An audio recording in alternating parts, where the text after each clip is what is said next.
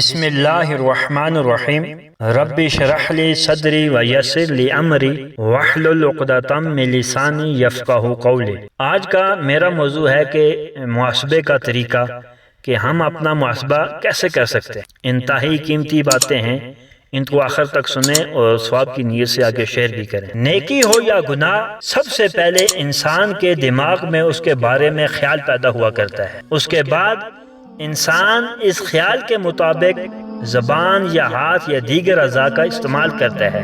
ان تینوں چیزوں کو نفس اپنی مرضی کے مطابق استعمال کرنا چاہتا ہے۔ جس شخص نے ان تینوں سطحوں پر نفس کے فریب کو تاڑ لیا اور اس کا تدارک کرنے میں کامیاب ہو گیا، وہ فلاح پا گیا، وہ کامیاب ہو گیا۔ تو میں ان تینوں سطحوں پر نفس پر قابو پانے کا آپ کو طریقہ بتاؤں گا، آخر تک لازمی سنیں۔ نمبر 1، خیال، یعنی اپنے بارے میں خیال۔ انسان کے لیے ضروری ہے کہ اپنے آپ کو سب سے کم تر اور دوسروں کو اپنے سے افضل سمجھے اور اپنے بارے میں کسی غلط فہمی کو جنم نہ لینے دے۔ ارشاد باری تعالیٰ ہے، اللہ قرآن میں ارشاد فرماتا ہے، فَلَا تُزَكُّوا أَنفُسَكُمْ، یعنی اپنے آپ کو پاک مت سمجھو یا پاک ظاہر مت کرو۔ اور اگر دوسرے لوگ منہ پر تعریف کرنے لگ جائیں تو حدیث شریف میں ہے کہ یعنی جب تم منہ پر تعریف کرنے والوں کو دیکھو تو ان کے منہ میں خاک ڈال دو، مٹی ڈال دو۔ مسلم شریف کی حدیث۔ مراد یہ ہے کہ ایسے لوگوں کی بات کو ہرگز اہمیت نہ دیں، بلکہ اسے ان کی چاپلوسی، غلط فہمی یا حسن ظن پر معمول کریں۔ اپنی ذات کی مکمل نفی کریں۔ ایسے موقع پر ذکر و استغفار، لا حول ولا قوت پڑھیں۔ اب ہے دوسروں کے بارے میں خیال۔ دوسروں کے بارے میں تجسس اور عیب جوئی کے بجائے حسن ظن رکھنا واجب ہے۔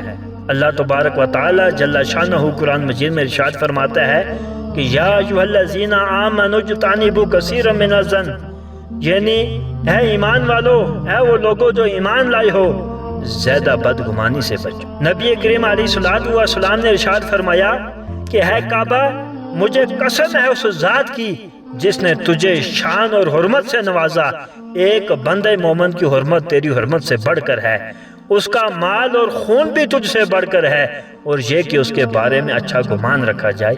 ابن ماجہ کی حدیث ہے۔ تو ایک مرتبہ حضرت حسن بصری رحمت اللہ علیہ دریا کے کنارے پر گئے تو وہاں ایک شخص کسی عورت کی ران پر سر رکھ کر شراب کی بوتل میں سے گھونٹ لے رہا تھا۔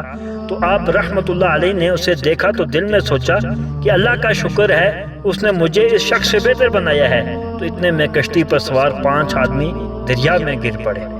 وہ آدمی عورت اور بوتل کو چھوڑ کر بھاگا اور 4 آدمیوں کو دریا سے نکال دیا۔ ایک شخص باقی رہ گیا۔ اس آدمی نے آواز دی، ہے حسن بصری، تجھے خدا نے مجھ سے افضل بنایا ہے۔ 4 آدمیوں کو میں نے پانی سے نکال دیا ہے، 5ویں کو تم نکال دو۔ تو حضرت حسن بصری نے فرمایا کہ 5ویں آدمی کو بھی تم ہی نکالو ورنہ وہ ڈوب جائے گا۔ چنانچہ اس نے 5 آدمیوں کو نکال دیا اور حضرت حسن بصری علیہ رحمہ کو بتایا کہ یہ عورت میری ماں ہے اور اس بوتل میں شراب نہیں، دودھ ہے۔ لہذا ہمیں چاہیے کہ جہاں تک ہو سکے دوسروں کی بات کو صحت پر لانے کی کوشش کریں۔ اندازے اور تخمینے سے مفہوم نکالنا معاشرتی فساد کی بہت بڑی بنیاد ہے۔ سیدھی بات کا الٹا مطلب نکالنا مردوں کی بنسبت عورتوں میں بہت زیادہ ہے، اس لیے ہر بات کا، قصے کی بات کا الٹا مطلب نہ نکالا کریں، بلکہ ان کے بارے میں حسن ظن رکھا کریں۔ تو انسان ہر وقت کچھ نہ کچھ سوچتا ہی رہتا ہے۔ ان خیالات کے سلسلے میں نفس کے پاس ایک وسیع میدان موجود ہے۔ انسان کا اٹھنا بیٹھنا، کھانا پینا، خاموشی، حتیٰ کہ ہر حرکت اور ہر سکون اس کے خیالات کے ماتحت ہے۔ پہلے خیال آتا ہے، پھر اس کے مطابق عمل ہوتا ہے۔ ہر عمل کو کرامن کاتبین فرشتے لکھ رہے ہیں اور اسی پر قیامت کے دن جزا و سزا مرتب ہو۔ تو اب یہ کہنا درست ہوا کہ بنیادی طور پر سارے کھیل کا دار و مدار انسان کے خیال پر ہے۔ چوری، ڈاکہ، زنا، غیبت، جو کچھ بھی ہے، سب کے بارے میں سب سے پہلے خیال ہی آتا ہے، پھر انسان اس پر عمل کرتا ہے۔ لہذا خیالات پر ناگران اور پہرے دار کا بیٹھنا سخت ضروری ہوا، جو اس پر حذف اور ترمیم کا کام کرے، ورنہ اگر یہاں سے غلطی پاس ہو گئی تو اس کا جو زہر ہے وہ قیامت تک پھیل جائے گا۔ یہ پیرا جتنا مضبوط اور محتاط ہوگا اتنا انسان نفس کے شر سے محفوظ رہ سکے گا۔ آپ اپنی سوچ کے بارے میں بھی سوچا کریں۔ اپنے خیالات کا بھی خیال رکھا کریں، ہر لحاظ اپنے خیالات کا محاسبہ کرنے کی کوشش کیجئے کہ کہیں آپ یہ بات نفس کی خواہش کی وجہ سے تو نہیں سوچ رہے۔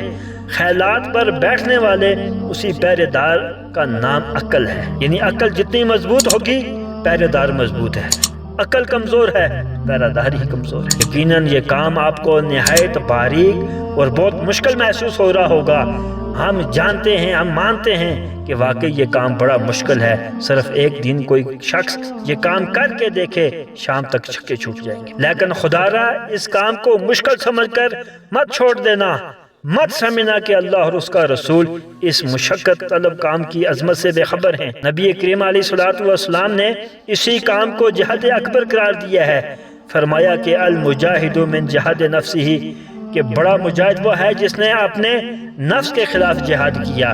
تو ہے اللہ کی راہ میں سر کٹانے کا شوق رکھنے والے نوجوانوں، تجھے یہ جذبہ شہادت مبارک ہو، لیکن تیرے اس جہاد کی صحت بھی نفس کی اصلاح پر موقوف ہے۔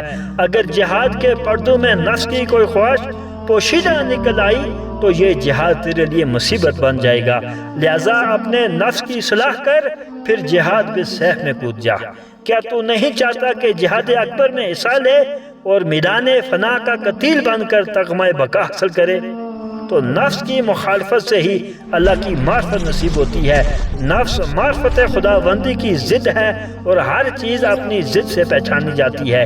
اس لیے حدیث شریف میں ہے کہ جس نے اپنے نفس کو پہچانا اس نے اپنے رب کو پہچانا، اور اس پر عمل کر کے تو دیکھو تمہیں اپنی زندگی کی سمجھ آئے۔ اب ہے زبان، انسان کو چاہیے کہ زبان پر بھی اپنی سوچ کا پہرا بٹھائے اور مکمل نگرانی کے بعد زبان کو کھولے۔